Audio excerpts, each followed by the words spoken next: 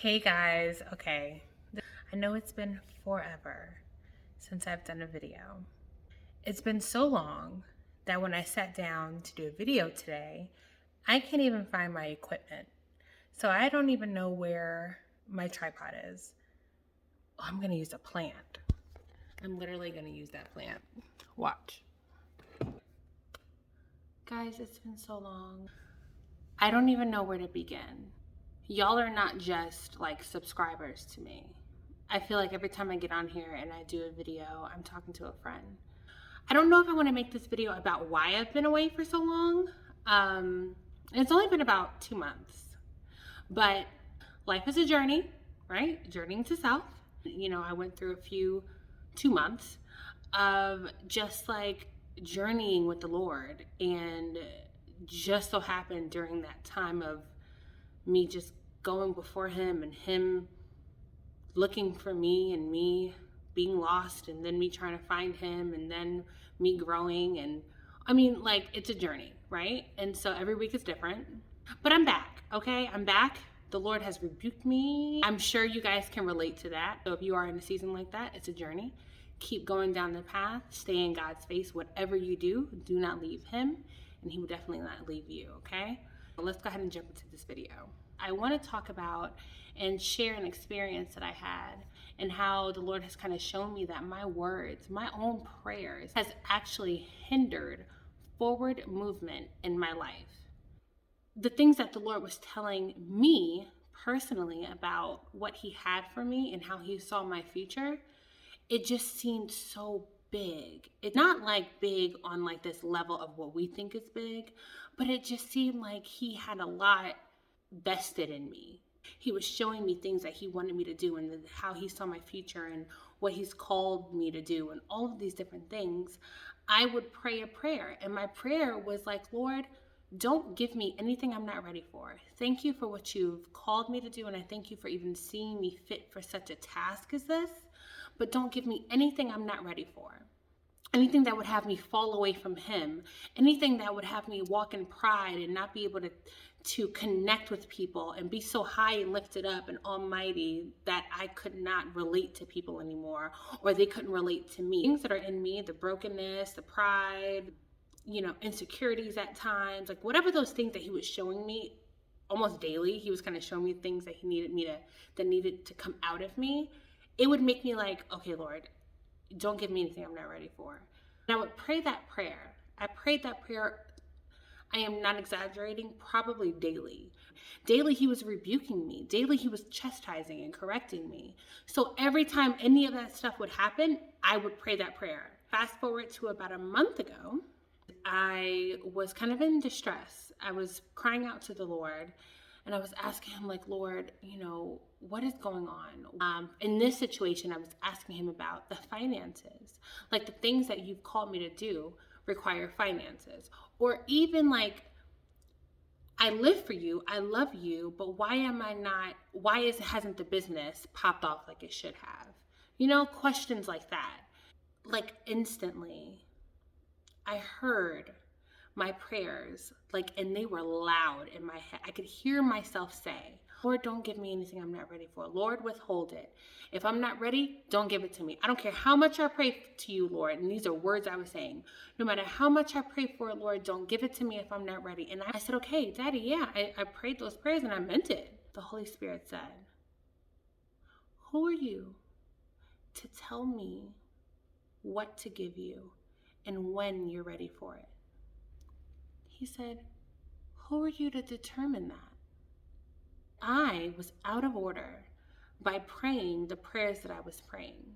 I was out of order for telling him what he should do as my father. He began to explain to me that those prayers were not just very prideful, but they were also filled with false humility. They were filled with fear. I was saying it out of fear, a fear of becoming something that I've seen or I've experienced in some way. And he said, what you were actually doing was praying against yourself.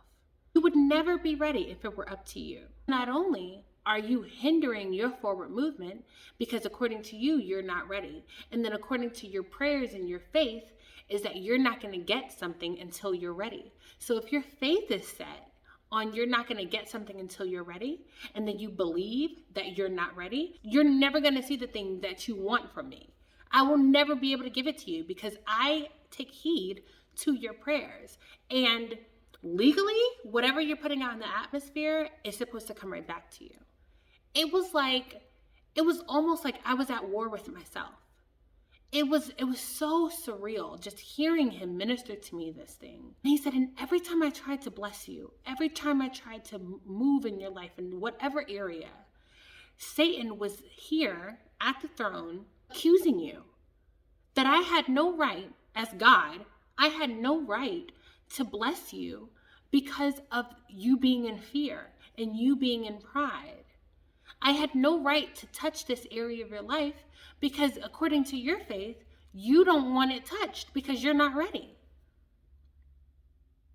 I was talking to a friend of mine the other day and I was just sharing this with her and it resonated so well with her. And she said, you have to do a video about this because so many of us are talking and saying things to God thinking that we are doing well. Because a prayer like that, don't give me anything I'm not ready for, it sounds so good. It sounds so good. It sounds so humble. It sounds so noble. But when you're in the spiritual realm, it's a curse. The Lord showed me, he said, that is a curse. You are cursing yourself.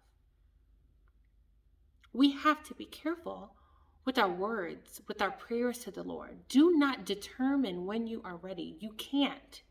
You cannot determine when you're ready for anything. You can't determine when you're ready for marriage. You can't determine when you're ready to buy a house, when you're ready to be a mother. You can't determine when you're ready for a career. You can't determine when you're ready for ministry. You cannot determine anything because your ways are not his ways. Your thoughts are not his thoughts. And he said one thing that I promise you will stick with me for the rest of my life. Did you ever think about this? Did you ever think that possibly I wanted to give you something that you might have not been ready for, but that through walking down the path of that thing, you would have become ready. It would have molded you. And I thought about my marriage. If it were up to me, I would have never married Ralph. I would have never married him. I had just gotten divorced. I had 2 small children. I would have never married him. I was unemployed. I had no car. No, nothing. I was just like a ball of baggage. I would have never married him because I was not ready. In my mind, I was not ready. And the Lord spoke through Ralph one day when we were courting. And I was telling him how not ready I was. And Ralph said, okay, I can respect that. And I will wait and I won't pressure you to do anything. And this is just dating. I was saying I wasn't ready to date. And he said, but think about this. That maybe I am a part of your healing. It's just his presence, his purity, his love for me. The way he loves me has helped me heal. So who are we to tell God or determine in our minds and in our hearts when we are ready? So ladies and gentlemen, I implore you to watch the things that you are praying. You pray for God's perfect will to be done in your life, regardless of what happens, whatever circumstance you may be in. Do not look at what the world says as ready, as broken, as healed, as whole. Don't look at that as a standard. They are not the standard. The church is not the standard. What your pastors or your first ladies, or quite frankly, you're ready, you are whole because you're in God. He will do the rest. He will do the rest. You don't have to have whatever you think you're supposed to have in order to be ready or order to be worthy of whatever the thing is. And so I made a decision that day. I repented and I said, Lord, I'm sorry for not letting you be Lord in my life. Now, no, instantly things didn't just come sit on my lap. However, forward movement has happened since then, and almost instantly I saw a difference. And I know before the end of this year, I am going to see magnificent things in my life. And I pray that if nothing else, you were able to watch this whole video. And if you were, go ahead and type in the comment section. And I'm just curious how many people got to the end, because I know it was a long story.